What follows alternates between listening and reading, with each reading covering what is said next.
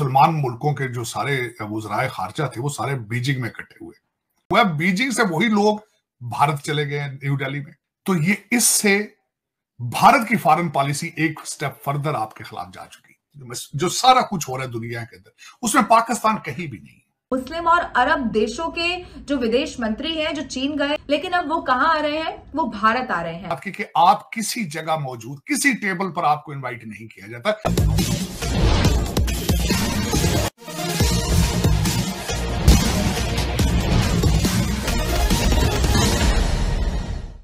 Israel ने जो LAT लश्कर तैयबा है उसको बैन किया। अब ये 15 साल के बाद आपको पता है कि हो रहा है कि जब मुंबई हमले हुए थे, तो इसकी क्या सिग्निफिकेंस आप देख रहे हैं पाकिस्तान के लिए भी, इंडिया के लिए भी?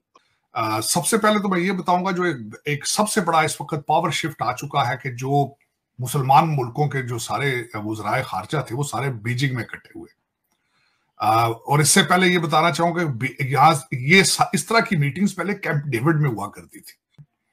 फिर उसके बाद ना सिर्फ ये बीजिंग में हुआ, बीजिंग से वही लोग भारत चले गए न्यू दिल्ली में। इस सारे सिलसिले के अंदर जो सारा कुछ हो रहा है दुनिया के अंदर उसमें पाकिस्तान कहीं भी नहीं।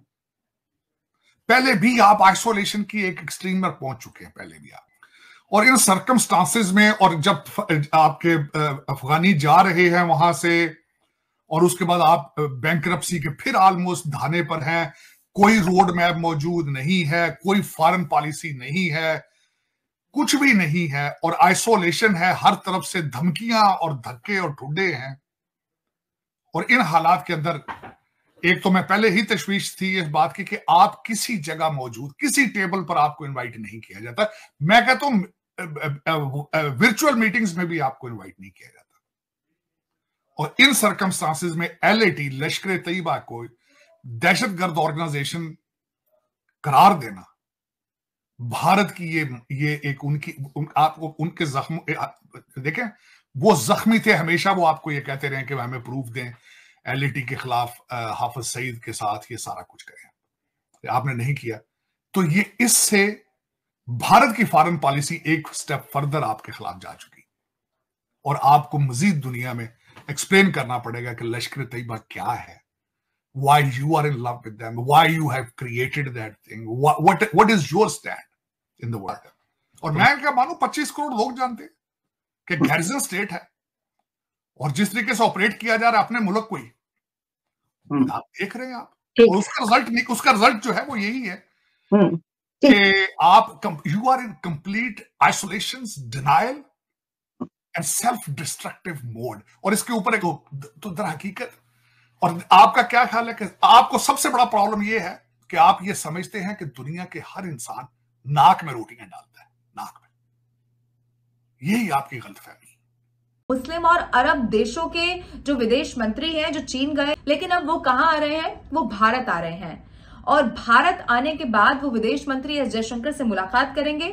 भारत जो कि इजराइल को अपना मित्र मानता है, हालांकि जो गाजा में मानवीय सहायता को लेकर हिंदुस्तान ने किया, भारत ने किया, वहां पर कई टन मदद भेजी गई, क्योंकि भारत ये भी कहता है कि वहां पर जो मासूम है उनकी सुरक्षा करना भी जिम्मेदारी होनी चाहिए। उनको भी कैसे सुरक्षित किया जाए, सुरक्षित रखा जाए, इसका ख्याल इस युद्ध में भी रखा जाना चाहिए। और भारत खुद आगे बढ़कर वहां पर मदद करने के लिए आया। लेकिन वो इजराइल जो अब हमले रोकने को तैयार नहीं है, तो उस इजराइल को रोकने के लिए भारत का यहां पर समर्थन चाहिए होगा मुस्लिम अरब देशों को।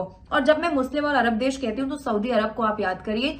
सऊदी अरब और भारत के जो दोस्ती इस वक्त है वो परवान पर है। अब बीच का रास्ता कोई ऐसा हो सकता है जिसमें भारत मदद करने को तैयार हो कि युद्ध भी रुक जाए और किसी भी रूप में आतंकवाद को लेकर जो जीरो टॉलरेंस की नीति है वो बरकरार है।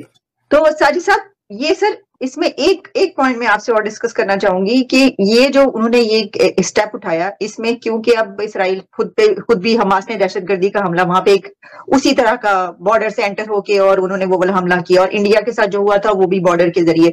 तो ये एक तरीके से वो है कि क्योंकि अब उनके ऊपर दहशतगर्दी का हमला हुआ है तो वो अब इसको ज्यादा बेहतर तरीके से समझ सकते हैं, और वो ये कह रहे हैं कि हम जो है वो ट्रिब्यूट भी उन्होंने पेश किया, तो इसको ऐसे देखना चाहिए। और इंडिया की इस सिलसिले में अब क्योंकि अब एनिवर्सरी है ये उसकी, 15 साल हो गए, तो अब उनको और भी ज्यादा कहने को मिल जाएगा? नहीं, उनको मिलेगा। दूसरा आलिया, मैं यहाँ बताना चाहूंगा कि उनकी एनिवर्सरी पे एक वजह यह भी थी, जो मरने वाले थे उनमें कई यहूदी मौजूद थे, और दूसरा उसमें जो सबसे बड़ी बात, एक और बात आपको यहाँ आलिया मैं बताना चाहूंगा कि अभी ये जो फलस्तीन में जो कुछ हुआ है, जो इजराइल के अंदर हुआ है, इसके बाद आगे दुनिया में मजीद चेंजेस आएंगे।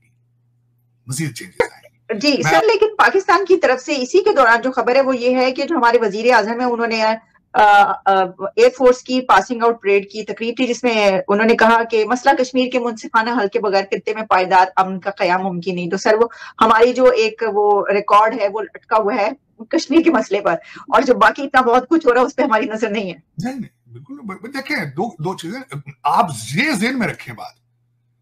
एक तो वो मौका कौन सा था जहां वो खड़े थे, और जिस मुल्क के अंदर खड़े थे वो गैरिजन स्टेट।